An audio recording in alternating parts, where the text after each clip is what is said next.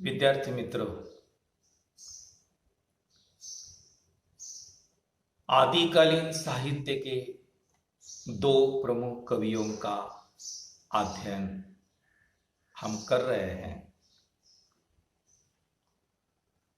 एक कवि चंद्रप्रदाय, जिसका अध्ययन हमने इसके पूर्व किया है,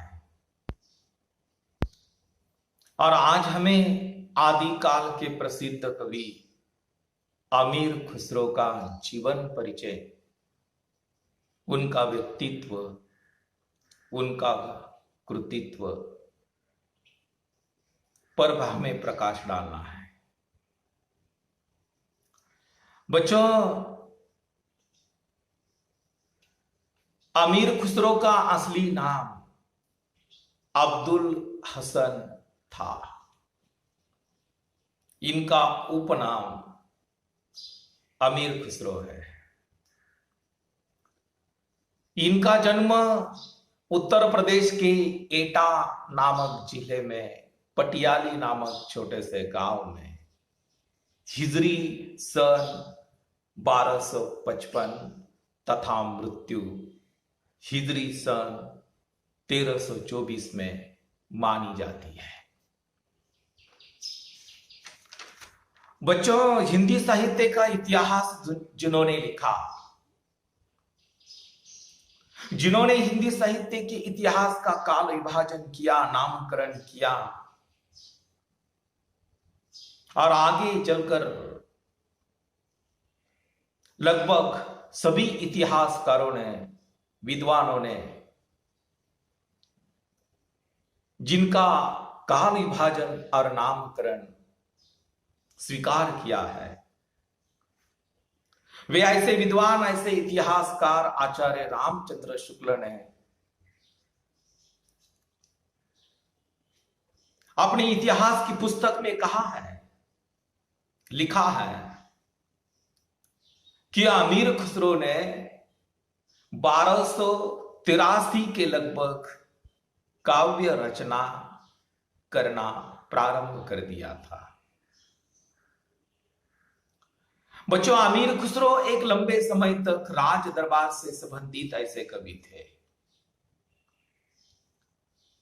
अमीर खुसरो एक मुस्लिम कवि, स्वभाव से अत्यंत उदार, अत्यंत विनोदी, सहृदय ऐसे व्यक्ति थे। जनजीवन के साथ एकाग्र होकर उस जीवन को यथार्थवाणी देने वाले कवियों में अमीर खुसरो का स्थान महत्वपूर्ण माना जाता है। बच्चों, आदिकाल का एकमात्र ऐसा कवि है जिन्होंने जनता के मनोरंजन के लिए पहेलियां लिखी और मुखरियां लिखी। अमीर खुसरो दिलदार ऐसे व्यक्ति थे। अमीर खुसरो दानवीर भी थे। बच्चों, दिलदार होना मनुष्य के लिए जरा कठिन काम है। दानवीर होना मनुष्य के लिए जरा कठिन काम है,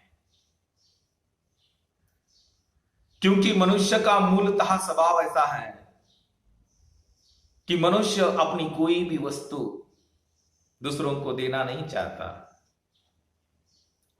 देखो ना, गांव में देखो, नहीं तो शहर में देखो, अपने घर में ऐसी कई वस्तुएं होती है, कई ऐसे औजार होते हैं जो हमें किसी काम के नहीं है, लेकिन तो भी हम घर में रखते हैं, उसका संग्रह करते हैं, एक कोने में भांडार घर में रख देते हैं, परंतु किसी को देना नहीं चाहते। एक उदार अंतःकरण का व्यक्ति, दिलदार। आदिकाल में अमीर खुसरो ने सर्वसामान्य जनता के मनोरंजन के लिए पहेलियां लिखी है। बच्चों, अब ये पहेलियां क्या है? आप लोगों के मन में सवाल पैदा हुआ होगा कि ये पहेली क्या होती है। अमीर खुसरो ने पहेलियां लिखी। क्या है पहेलियां? बच्चों, पहेली शब्द का मराठी में अर्थ होता है आन या कोड़। बच्चों, मराठी भाषा में देहात में, गांव में, ग्रामीण इलाकों में कई ऐसे बुजुर्ग लोग हैं, बूढ़े हैं,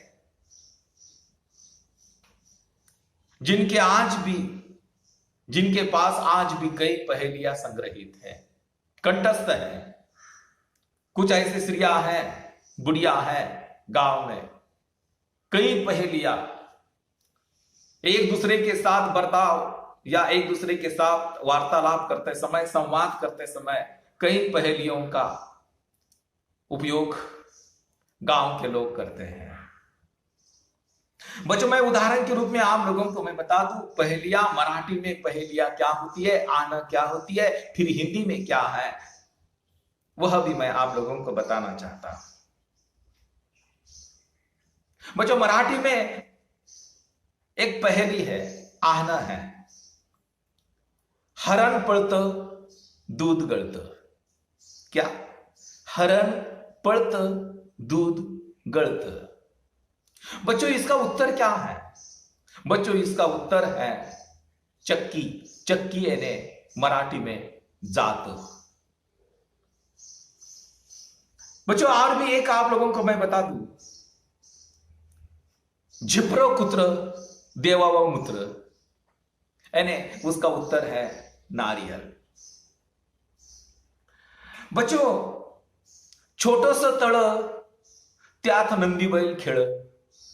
छोटस तळ त्यात नंदी बैल खेळ। बच्चों, इसका उत्तर है टोकरी में तेल लेकर हम जब पुरिया तलते हैं, उसका उत्तर है पुरिया।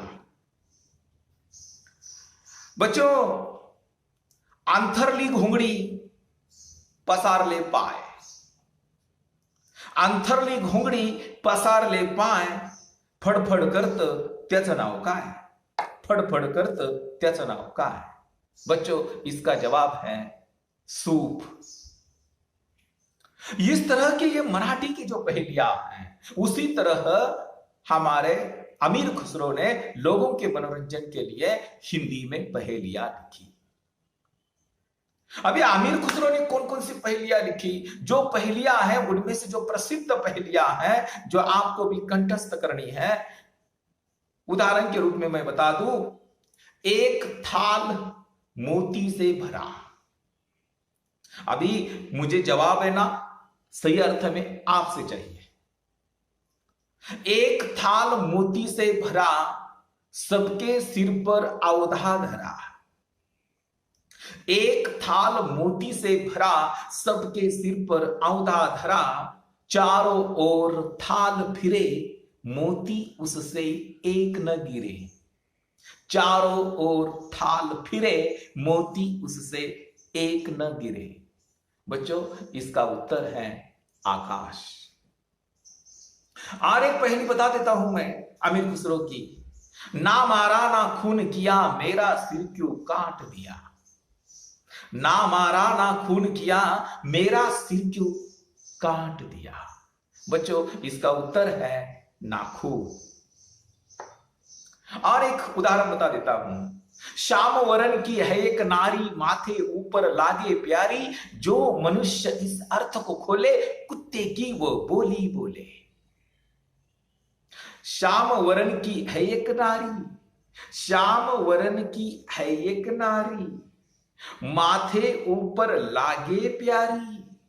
जो मनुष्य इस अर्थ को खोले, कुत्ते की वो बोली बोले। बच्चों, इसका अर्थ है भौ। भौ यानी मराठी में भवई। इस तरह से लोगों के मनोरंजन के लिए जनता में घुल मिलकर रहने वाला यह कवि, उन्होंने सुख दुख का भी चित्रण किया। उस समय की जो जनता थी, उस समय की जो प्रजा थी, उनकी जो परिस्थितियां थी, उसी का भी चित्रण उन्होंने अपने काव्य में किया है। वस्तुतः अमीर खुसरो फारसी, तुर्की, हिंदी के विद्वान थे और संस्कृत भाषा का भी उन्हें ज्ञान था।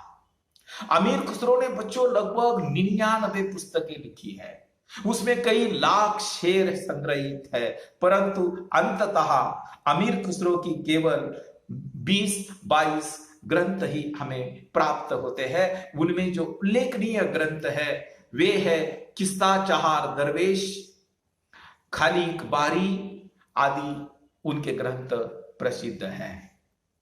इनके साहित्य में उनकी पहेलियां, मुखरियां हमें संग्रहित दिखाई देती हैं। अमीर खुसरो में एक विनोदी प्रवृत्ति का परिचय हमें दिखाई देता है। इस तरह से देखा जाए तो अमीर खुसरो ने काव्य में एक नवीन प्रयोग करने का काम किया और मनुष्य का जो जीवन है वह संघर्ष से भरा हुआ है, वह दुख से भरा हुआ है और उस दुख से भरे हुए, संघर्ष से भरे हुए जीवन में एक आनंद के क्षण निर्माण करने का काम अमीर खुसरो ने अपने काव्य के माध्यम से किया है। यानी सर्वसामान्य जनता की भाषा में सर्वसामान्य मनुष्य का जीवन उन्होंने चित्रित करने का काम अपने काव्य में किया है। यानी अमीर खुसरो की जो काव्य की विशेषता है उसके आधार पर मैं कह सकता हूं कि अमीर खुसरो एक युग प्रवर्तक ऐसा कवि है। अमीर खुसरो भले ही आदिकाल का कवि हो, राज दरबार से संबंधित कवि हो, वे राज दरबार में रहे, किसी ना किसी राजा के आश्रय में रहे, लेकिन इसका अर्थ यह नहीं है कि उन्होंने अपने आश्रयदाता राजा की झूठी प्रशंसा की, केवल अपने राजा की वीरता का वर्णन उन्होंने किया, ऐसी बात नहीं है। उन्होंने सर्वसामान्य जनता के लिए काव्य लिखा, सर्वसामान्य जनता के सुख दुख का चित्रण उन्होंने अपने काव्य के माध्यम से किया। यानी अमीर खुसरो ने जनता की भाषा में, जनता जिस भाषा को जानती है उसी भाषा में पहेलियां लिखने का काम किया, उनके जीवन का चित्रण करने का काम किया है। धन्यवाद।